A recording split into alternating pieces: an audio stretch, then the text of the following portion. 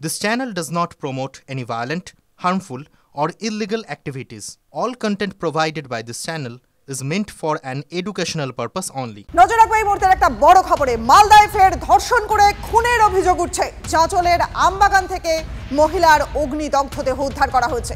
নির্যাতিতার দেহের পাশেই উদ্ধার সোনার কানের দুল, জুতো। পোশাক অবিন্যস্ত অবস্থায় ছিল, মিলেছে রক্তের দাগও। নির্যাতিতার পরিচয় জানার চেষ্টা করছে চাঁচল থানার পুলিশ। আরো একবার জানিয়ে দিই, মালদায় ফের ধর্ষণ করে খুনের অভিযোগ। চাঁচলের আমবাগান থেকে মহিলার অগ্নিদগ্ধ দেহ উদ্ধার করা হলো। কথা বলবো আমাদের সহকর্মী শুভতোষ এই মুহূর্তে রয়েছেন আমাদের সঙ্গে। শুভতোষ, গত 19শে জুলাই ঠিক একই ধরনের একটা ঘটনা, অষ্টম শ্রেণীর যে ছাত্রী তাকে ধর্ষণ করে খুনের অভিযোগ উঠেছিল, সেটা একটা বড় ঘটনা আমাদের মনে আছে। পাশাপাশি এখন মালদায় আবার একটা ধর্ষণ খুনের ঘটনা সামনে আসছে। কি কি অভিযোগ সামনে আসছে, পুলিশের তরফ থেকে কি কি বলা হচ্ছে? মামলায় ধর্ষণের ঘটনা বা গণধর্ষণের ঘটনা একের পর এক হয়েছে। এমনকি স্কুলের ছাত্রীকেও গণধর্ষণ করা হয়েছে স্কুলের মধ্যে। এমনই দুখানা ঘটনা রয়েছে। তো ফলে এইটাও প্রাথমিকভাবে যেটা অনুমান করছে পুলিশ বা স্থানীয় বাসিন্দারা, যে তাকে বাইরে থেকে তুলে এনে তাকে ধর্ষণ বা গণধর্ষণের পর খুন করে তাকে জ্বালিয়ে দেওয়া হয়। এখন জ্বালিয়ে দেওয়ার সময় যেটা ব্যবহার করা হয়েছে, সেখানে পাশের যে শুকনো খড় রাখা থাকে, সেই শুকনো খড় ব্যবহার করা হয়েছে এবং তার পাশে পড়েছিল কানের দুল, জুতো ইত্যাদি, এমনকি রক্ত পড়েছিল, ধস্তাধস্তির চিহ্ন রয়েছে। ফলে খুব স্বাভাবিকভাবে স্পষ্ট হয়ে উঠছে যে খুন করেই তারপরে আগুন জ্বালিয়ে দেওয়া হয়েছে দেহ। আচ্ছা, অর্থাৎ খুনের পর দেহে আগুন জ্বালিয়ে দেওয়া হয়েছে, অর্থাৎ অগ্নিদগ্ধ করা হয়েছে খুনের পর, এমনই একটা অভিযোগ সামনে আসে। অনেক ধন্যবাদ তোমায় শুভতোষ, তুমি সঙ্গে থাকো। স্থানীয়রা কি বলছেন, স্থানীয় বাসিন্দারা এই বিষয়ে কি বলছেন, পাশাপাশি পুলিশ প্রশাসন সেদিক থেকে কি কি তথ্য পাওয়া যাচ্ছে দেখব। অজ্ঞাত পরিচয় মহিলা, ওর প্রায় গোটা দেহই পুড়ে গেছে, শুধু পা দেখা যাচ্ছিল, বাকি শরীর চেনা যাচ্ছে না। তো এটা অভাবনীয় ব্যাপার। আগে আমরা ওই সিআইডি, ক্রাইম সিন এগুলোতে দেখতাম, এখন বাড়ির গড়াতে দেখছি। উপস্থিত হয়েছে, এখন তো বোঝা মুশকিল, তদন্ত চলছে, দেখা যাক আমরা তো কি হতে পারে স্যার, মেয়ে হতে পারে স্যার, কিছু জানা গেছে? আইডেন্টিফাই হয়নি বলতে। এটা কি মহিলার দেহ? সেটাও এখন কনফার্ম নয়, আমরা পাঠিয়েছি হসপিটালে।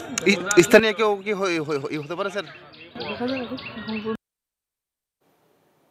এই মুহূর্তে রাজ্য মহিলা কমিশনের চেয়ারপারসন লীনা গাঙ্গুলি তিনি রয়েছেন আমাদের সঙ্গে। লীনাদি, আপনাকে টিভি9 বাংলায় স্বাগত। একেবারে সাত সকালে একটা ভয়ঙ্কর খবর, মালদা থেকে আবার একটা ধর্ষণ খুনের খবর সামনে চলে আসছে। চাঁচল, সেখানে একটা আমবাগান থেকে একজন মহিলার অগ্নিদগ্ধ দেহ উদ্ধার করা হচ্ছে এবং অভিযোগ করা হচ্ছে বা অনুমান করা হচ্ছে যে প্রথমে সেই মহিলাকে হত্যা করা হয় এবং তারপর তার দেহে আগুন জ্বালিয়ে দেওয়া হয়। নির্যাতিতার দেহর পাশ থেকে সোনার কানের দুল, জুতো এগুলোও পাওয়া গেছে এবং পোশাক অবিন্যস্ত অবস্থায় রক্তের দাগ মিলেছে। তার পরিচয় জানার চেষ্টা করছে চাঁচল থানার পুলিশ। কিন্তু দেখুন, মালদায় একের পর এক এই ঘটনা। গত 19শে জুলাই আমরা অষ্টম শ্রেণী ছাত্রীর ধর্ষণ খুনের ঘটনা দেখেছি। আবার আজ মানে ডিসেম্বরের শেষ, অর্থাৎ এক বছরের মধ্যে মালদায় পরপর বেশ কিছু ঘটনা, এই দুটো বড় ঘটনা সামনে আসছে। কি বলবেন? নমস্কার। প্রথমেই বলছি যে আমি এই মুহূর্তে কথা বললাম আপনাকে মাধ্যমিক খবরটা জানার পর, এখনো কিন্তু বডি আইডেন্টিফাই করা যায়নি এবং পায়ের একটা অংশ পাওয়া গেছে বলছেন, আমি যতটুকু জানতে পেরেছি। তাতে বডিটি কোনো মহিলার কিনা সে বিষয়েও এখনো 100% নিশ্চয়তা দিতে পারেনি পুলিশ। তো ওরা জানাবেন, চেষ্টা চলছে পরিচয় বার করার। এই মুহূর্তে দাঁড়িয়ে যেহেতু এখনো পর্যন্ত আনআইডেন্টিফাইড, সেহেতু এটা নিশ্চিত করে বলা যাচ্ছে না যে কোনো মহিলাই খুন হয়েছেন, বা তবে যেই খুন হন না কেন, খুন তো কেউ হয়েছেন নিশ্চয়ই।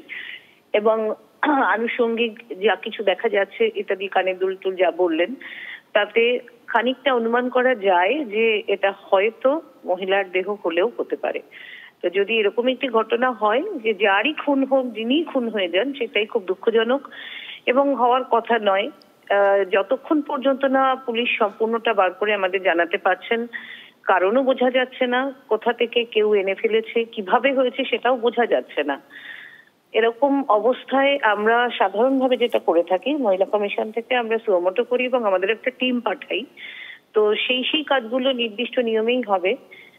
এই মুহূর্তে এর থেকে বেশি বলার জায়গায় নেই। আমরা ঘটনাক্রম আরো জানতে পারলে নিশ্চয়ই আমরাও সেভাবে কথা বলতে পারবো। একেবারেই লীনাদি, ঘটনাক্রম জানবার পরে পুলিশি তদন্তে ব্যাপারটা পরিষ্কার হবে। অনেক ধন্যবাদ আপনাকে। কথা বললাম লীনা গঙ্গোপাধ্যায়ের সঙ্গে। আরো একটা বড় খবরে নজর রাখবো, কারণ বাংলাদেশের সন্দেহভাজন অনুপ্রবেশকারী পার্ক স্ট্রিট থেকে তাকে গ্রেফতার করা হলো। ধৃতের নাম মোহাম্মদ আবিদুর রহমান। গতকাল রাতে মার্কুস স্ট্রিট থেকে পাকড়াও করা হয়েছে তাকে। অভিযোগ উঠছে যে 26শে ডিসেম্বর জাল নথি নিয়ে ভারতে প্রবেশ করে এই আবিদুর। 2023 থেকেই খিদিরপুরেই থাকছিল আবিদুর রহমান। ধৃতের কাছ থেকে বাজেয়াপ্ত আধার কার্ড, ভোটার কার্ড সেগুলোকে খতিয়ে দেখছে পুলিশ। 12 বছর ধরে বাংলাদেশ থেকে ভারতে যাতায়াত আবিদুরের। খবর পুলিশ সূত্রে।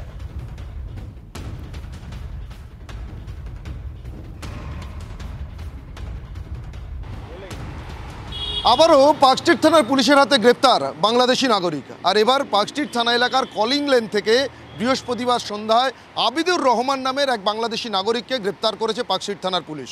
পুলিশ সূত্রে যে খবর পাওয়া যাচ্ছে যে এই আবিদুর রহমানের দীর্ঘদিন ধরেই বাংলাদেশ থেকে ভারতবর্ষে যাতায়াত ছিল, এমনকি সে অবৈধভাবে বা কোনো রকম বৈধ নথিপত্র ছাড়াই বাংলাদেশ থেকে ভারতে যাতায়াত করতেন।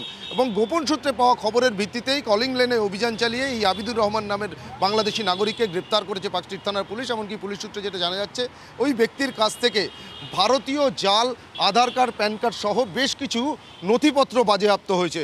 এমনকি এই সমস্ত নথিপত্র সে কোথা থেকে তৈরি করেছিলেন, কিভাবে তৈরি করেছিলেন, সেই বিষয়গুলো একদিকে যেমন জানার চেষ্টা করছে তদন্তকারীরা, তার পাশাপাশি পুলিশ সূত্রে আরও যেটা জানা যাচ্ছে যে এই আবিদুর রহমান প্রায় 10 বছরেরও বেশি সময় ধরে বাংলাদেশ থেকে ভারতে যাতায়াত ছিল।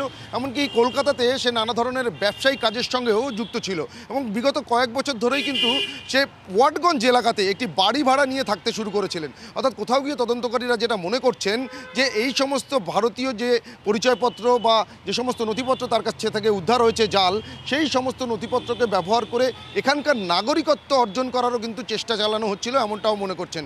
তবে এই আবিদুর রহমান নামের যে বাংলাদেশি নাগরিককে ইতিমধ্যেই পুলিশ গ্রেপ্তার করেছে, তাকে আজ আদালতে, ব্যাংশাল আদালতে পেশ করা হবে। পুলিশের তরফ থেকে হেফাজতে নেওয়ার আবেদন জানানো হবে। তার পাশাপাশি তাকে জিজ্ঞাসাবাদ করে তদন্তকারীরা এখন যেটা জানার চেষ্টা করছেন যে এই আবিদুর রহমান একাই বাংলাদেশ থেকে ভারতে এসেছিলেন নাকি তার সঙ্গে আরও কেউ ছিল এবং এখানে কি ধরনের ব্যবসার কাজের সঙ্গে সে যুক্ত ছিল, এমনকি তার সঙ্গে আরও যে সমস্ত নথিপত্র তার কাছ থেকে বাজেয়াপ্ত হয়েছে সেগুলো কোথা থেকে কীভাবে তার কাছ থেকে এলো সেগুলোই কিন্তু এখন জানার চেষ্টা করছেন তদন্তকারী আধিকারিকরা। ক্যামেরায় পিকুর সঙ্গে সুপ্রিয় গুহ, TV9 বাংলা।